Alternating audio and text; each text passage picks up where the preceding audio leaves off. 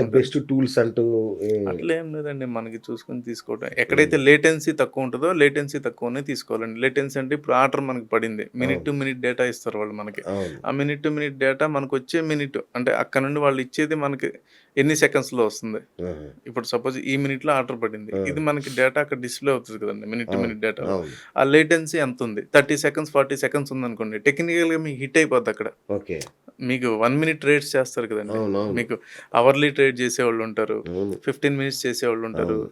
5 minutes, 3 minutes, 1 minute చేసేవాళ్ళుంటారు. అబ్బబ్బబ్బా! So, ఈ 1 minute trade ఏదైతే మీకు అగ్రెసివ్ బై చేస్తున్నారో మూవ్‌మెంట్ వస్తుంది. మొమెంటమ్ బయింగ్ చేసేటప్పుడు ఆ లేటెన్సీస్ చూసుకోవాలండి. హ్మ్. లేటెన్సీ ఎక్కువుందనుకోండి, 45 సెకండ్స్ ఉందనుకోండి, అది హిట్ అయ్యి మీకు కిందకి వచ్చేస్తది కదా! ఓకే. సో, మనం ఇట్లాంటి ఆటోమేషన్ టూల్స్ వాడేటప్పుడు ఇలాంటి ఎర్రర్స్ ఎక్కడున్నాయో మనం ఐడెంటిఫై చేసుకోవాలండి. ఓకే. ఓకే. అట్లా. సో, ఏఐని అడిగితే అవి గూడా ఇచ్చేస్తదేమో. ఏ ఒక టాప్ 3 టూల్స్ ఇవ్వు నాకంటే ఇచ్చేస్తదేమో ఏఐ. సజెస్ట్ చేస్తదండి. చేస్తదా? సజెస్ట్ చేస్తది. ఇప్పుడు ఎవరెవరైతే సర్వీస్ ప్రొవైడర్స్ ఉన్నారో, yes. Service providers details provide చేస్తది. బట్ ఆ చేస్తదదే. సర్వీస్ ప్రొవైడర్స్ ఇచ్చే డేటాలో ఉన్న రిలయబిలిటీ ఏంటనేది మనం చెక్ చేసుకోవాలి. ఓకే. So, okay. అలాంటి ఇష్యూస్ ఏమన్నా ఉన్నాయా? ఓకే. అట్లా. అంటే ఏ డేటాకి ఎలాంటి ఫ్లాస్ ఉన్నాయి. ఓకే. అట్లా. సార్ నేను అడగడం మర్చిపోయా. హ్మ్. ఇప్పుడు మీరు 20 ఏళ్ల నుంచి స్టాక్ మార్కెట్‌లో హ్మ్. ఉన్నారు గదా! హ్మ్. మీ పోర్ట్‌ఫోలియో ఎట్లా ఉంటది సార్? చూడొచ్చా మేము ఒకసారి? అంటే ఎందుకు మనం చూడకూడదండి? ఇంతమందికి చెప్తున్నాం గదా! ఒకసారి చూస్తే ఎలా ఉంటదని. 4,14,36,36,000 ఓహ్ మై గుడ్‌నెస్! కానీ ఇదంతా కలిపి 5 స్టాక్సా సార్ ఇది మొత్తం? అవునండి. అవునండి. అదెలా సార్? ఇంకొక దానిలో ఒక దాంట్లోనే రూ. 1,00,00,000 పెట్టారు. అట్లా పెట్టొచ్చా? అంటే అంటే ఒకటండి. నేను 4,00,00,000 అంటే కనీసం ఒక 100 స్టాక్స్ ఎక్స్‌పెక్ట్ చేశా నేనిక్కడ. అంటే ఒకటండి. మనకి ఎక్స్‌పీరియన్స్ వచ్చే కొద్దీ అచ్చచ్చా! మనం ఏ టైప్ ఆఫ్ ఇన్వెస్ట్‌మెంట్ చేస్తున్నాం అనేది ఒక క్లారిటీ ఉంటది కదండీ. ఓకే. ఇప్పుడు రిజల్ట్స్ సీజన్. మనం రైట్. రిజల్ట్స్ ఓరియెంటెడే కొన్నాం. So, okay. కాన్సంట్రేటెడ్ స్టాక్స్ కొన్నాం. సో, హ్మ్. రిజల్ట్స్ అవ్వంగానే మనం అమ్మేస్తాం.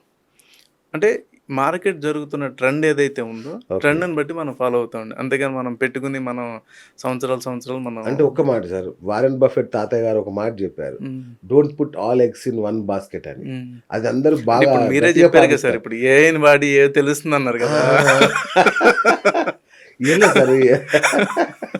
తెలిసే ఛాన్స్ లేదంటారా అయితే? అంటే అలాగే మేము కూడా ఫిల్టర్ చేసుకుంటాం కదా! అమ్మో! మరి 5 స్టాక్సా? అవునంండి. Oh my god! ఇన్ని సో సంవత్సరాలలో ఇవే స్టాక్స్ మెయింటైన్ కాదండి. చేస్తున్నారు. ఇవి రిజల్ట్స్ అచ్చా అవ్వంగానే ఎప్పటికప్పుడు రిజల్ట్స్ రాగానే అయిపోతాయి అట్లా. ఓకే. మార్కెట్ ఆ! పడింది. ఓకే. అప్పుడు మళ్ళీ డిఫరెంట్‌గా మనం అటెంప్ట్ చేస్తాం. ఇప్పుడు ఇవున్నాయి అచ్చా! ఆ! రిజల్ట్స్ అవ్వంగానే మొమెంటమ్. ఓకే. మనకి అనుకున్న ఏదైతే పర్సెంటేజ్ వచ్చిందో మనం ఎగ్జిట్ అయిపోతాం. ఓకే. మళ్ళీ అన్ సబ్ అంటే సబ్ ఒకటి సార్ అంటే మీతో డిస్కస్ చేశారో లేదో. సో, ఎంపీ విశ్వేశ్వరరెడ్డి గారున్నారు గదా! ఆయన్ని రిచెస్ట్ ఎంపీ ఆయన. నేను అడిగాను ఆయన్ని ఒకసారి ఇంటర్వ్యూ చేసినప్పుడు అడిగాను. సార్ ఇంత ఎట్లా మీరు రిచెస్ట్ ఎలా అని అడిగితే, ఏందబ్బా స్టాక్ మార్కెట్‌లో ఎప్పుడో పడేసాను డబ్బులు. అవి ఇప్పుడు బాగా పెరిగిపోయినాయి. అంతే తప్ప నేనేం సడెన్‌గా ఆహ్, కోట్లు ఏం నేను చేయలేదు. స్టాక్ మార్కెట్‌లో అయిందని జెప్పారు. అంటే ఇప్పుడు రిలయన్స్ ఇట్లాంటివి కొని అట్లా పెట్టేసుకుంటే ఒక 10 ఏళ్ళకి, 20 ఏళ్ళకి అది చాలా అద్భుతమైన ప్రాఫిట్స్ ఇస్తది. డబ్బులొస్తాయనేది మామూలుగా అంటే నిఫ్టీ 50లో అట్లా పెట్టేసి కూర్చుంటే డబ్బులొస్తాయనేది బేసిక్‌గా అందరికి ఉన్న ఆలోచన. మరి మీదేంటి ఈ కొత్త ఆలోచన? అంటే అంటే మీరట్లా చేయరా? అంటే ఇక్కడ ఒకటండి 2 ఫస్ట్ మీరు యాహ్! అడిగిందేంటంటే స్టాక్ మార్కెట్ గురించి ఎంత ఎక్కువ తెలుసుకుంటే అంత డబ్బులు పోతాయి. ఓహ్! ఓకే. ఓకే. ఇప్పుడు ఆయన మీకేం చెప్పారు? ఎప్పుడో కొన్నాను, వదిలేసాను. అవును. యెస్. అవునా? ఇప్పుడున్నోళ్ళేంటంటే దాని మీద రీసెర్చ్ చేయటం ఇప్పుడు మంచి స్టాక్స్ అవును. కొన్ని పారామీటర్స్ మీట్ అయినాయి.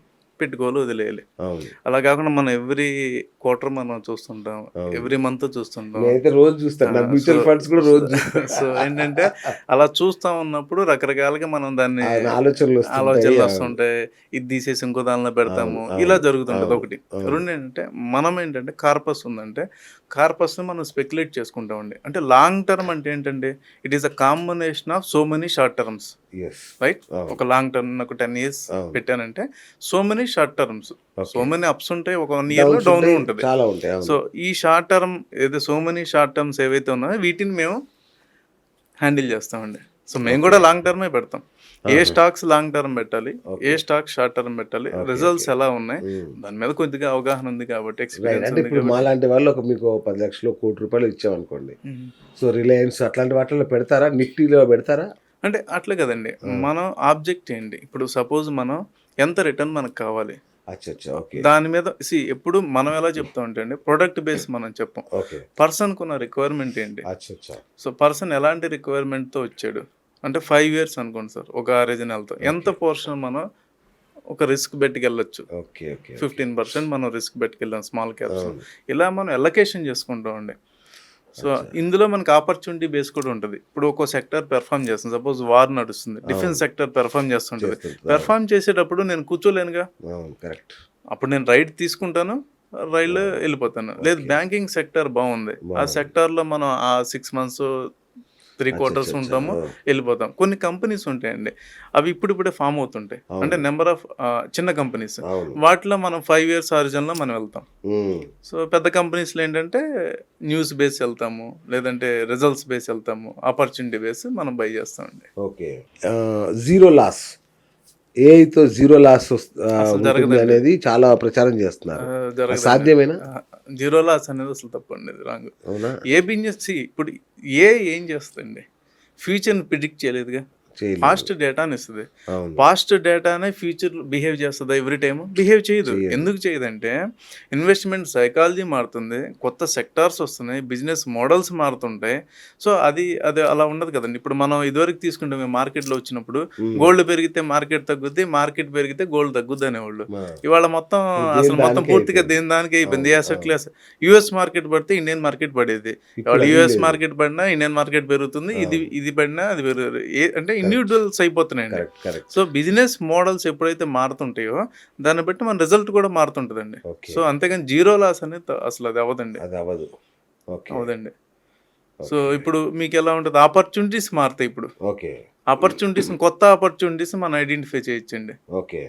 అంటే అట్లాగే ఇప్పుడు యుఎస్ మార్కెట్ ఉంది, యుఎస్ మార్కెట్ అనేది బిగ్ కన్జంప్షన్ మార్కెట్. ఓకే, యుఎస్లో మార్కెట్ పడితే మిగతా మన మార్కెట్లు పడాయి. ఇప్పుడు ఏమవుతుందండి, ఒక పారాడైమ్ షిఫ్ట్ వస్తుంది.